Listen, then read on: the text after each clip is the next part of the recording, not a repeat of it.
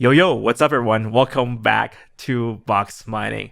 It's great to be back in my office, finally, and it's about damn time we take a look at what's happening in the cryptocurrency space. So we'll start off with markets first. We're having this wedge formation happening on Bitcoin. We'll also discuss what's going to be next for Bitcoin and also how this correlates to the altcoin space as well. I'm also going to tell you exactly what I'm doing in this space for my personal strategies. We also have a lot happening brewing up in the news front. So Monero has reported 3 bugs. You probably heard it all over the news around 2 days ago. But what they don't tell you, what they don't talk about, it's important because a lot of other privacy coins are based on Monero's code, and they also inherit a lot of these problems. So I'll discuss why it's good that these bugs are being reported and my view on Monero and other forks like Electroneum as well. On top of that, finally, we have USDT, just a small public service announcement that USDT on Binance is moving to the ERC20 version with a lot of exchanges following suit as well. We really want to make sure we don't get caught out and enter the wrong address and, well, end up in some potential disasters on the way. So guys, welcome back to this channel. If you want to skip to any particular section, what you can do is down in the comments section, there are timestamps they can click, and you can skip directly to the part you're interested in. And as always, everything covered here is my personal opinion, not financial advice. Let's get started. Man, I'm really glad I'm wearing my Bull shirt today because as I'm doing this video, I'm watching this right now, I'm watching Bitcoin prices almost pump up and almost trying to break out this wedge. So let's rewind a bit to what's happening. So for the past 3 days, what's happening with Bitcoin prices is that it's been moving sideways. So we're experiencing, smaller and smaller highs and smaller lows, moving towards this wedge that could either break out up. So some people are predicting almost 14K or down to 9K. Now, as we're watching this video right now, what we're seeing is we're breaking out up, so up the wedge. So now it looks pretty promising that we have an upward momentum. So that's really good for Bitcoin. Now, in terms of other cryptocurrencies, Ethereum is also moving up too. So we got Ethereum breaking above $300 to almost $310. And it seems to be the case that everything's in the green today. So not a bad day overall. So let's talk about strategies and what I'm doing in this time.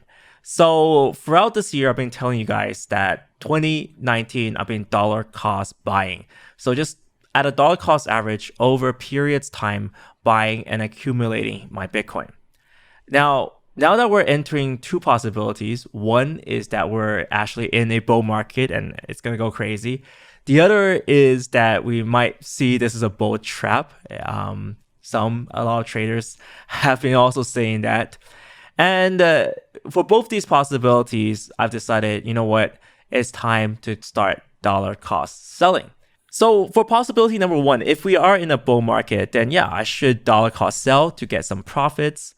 And if possibility number 2, we're entering a bull trap, I should also dollar cost sell. And this is what I've decided.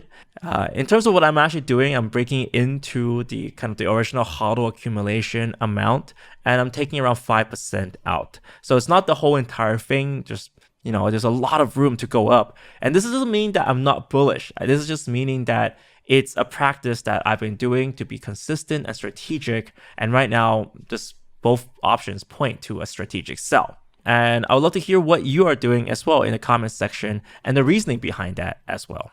Let's look at some news today and do some really in-depth analysis. So starting off, the Central European Bank executive, Benoit Cœuré, probably butcher his name, he's calling for fast regulatory action against Libra. So Libra is the Facebook coin that everyone's calling there. Now, this guy used some really choice words here. He called this development of a new financial service void and irresponsible. Ooh. And this follows much in line with what's happening in the US Senate. They're sending angry letters to Mark Zuckerberg of Facebook. It's obvious that the Facebook coin is catching a lot of public attention. Now, we've identified on this channel that Facebook coin is not really a rival to Bitcoin because it's really built on current existing assets and it's backed by assets. It's more kind of designed to be a rival to either PayPal or to the Visa card system. It's not really a financial system that's outside of the central banks, which is what Bitcoin actually is. So two things. So I don't think Facebook is going to stop. And two, I think this is going to bring to attention a lot of problems with central regulation.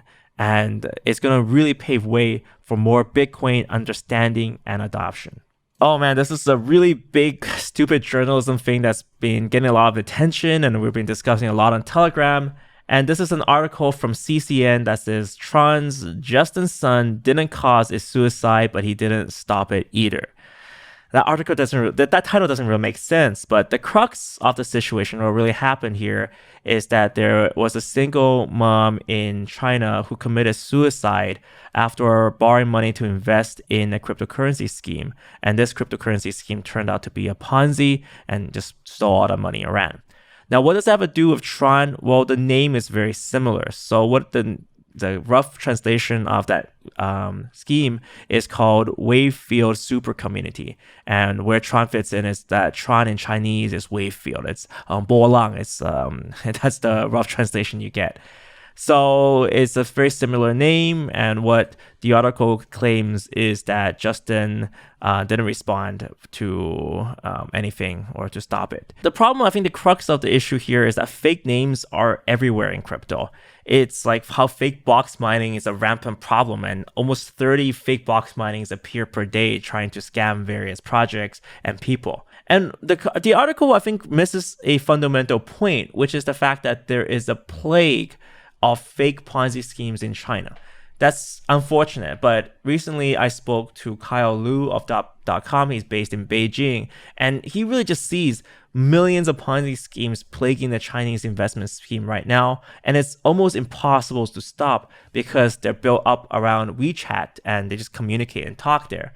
So what I do see is maybe after these events, there might be potential more crackdowns in China in the investment space, and it hurts everybody. I think the only way to really prevent this is to have better education, better due diligence. It applies to everyone, everywhere, because if you start researching the facts behind what these people are claiming to say, that's when you discover the lies.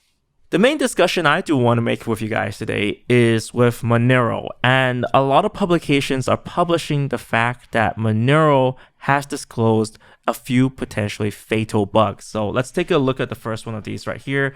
Monero discloses bugs that allows XMR to be stolen from exchanges. Now, on the outside, that actually looks really bad for Monero because, well, if hackers were able to steal money from exchanges, do malicious things with Monero, does that mean Monero is safe?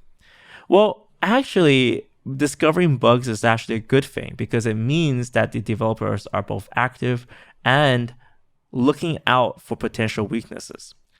And this isn't the first time that Monero disclosed some bugs. In 2017, they disclosed a major bug that allowed hackers to potentially create unlimited number of coins on Monero that is undetectable to the observer unless they knew the fatal flaw. That's really messed up. So one of the important implications of this that's not mentioned is that there are other coins that's based off Monero's code. So you can call them Monero forks, and they might inherit a lot of these bugs. So if you're into something like Electroneum, you probably want to check up if those coins have dealt with these bugs from Monero, because for sure, if they forked it, they will inherit these flaws, and you definitely want to make sure that they patch it, because now that this is public, hackers know that this exists and could potentially use those coins, use these same vulnerabilities that's in those coins to attack exchanges. And that's it for this episode. I'd love to hear what your trading strategies are right now. Are you buying, selling? Leave a comment down in the comment section below. I'd love to discuss what's happening on the markets with you guys. And recently I'm back to work on Boxmining.com, been doing a lot more reviews about different cryptocurrency wallets and of course different coin guides as well. So if you guys have any recommendations or suggestions on what to review and check out, tap them down and I will get right on it. Guys, thank you guys so much for watching this video. Guys, thank you so much for watching this video. See you next time.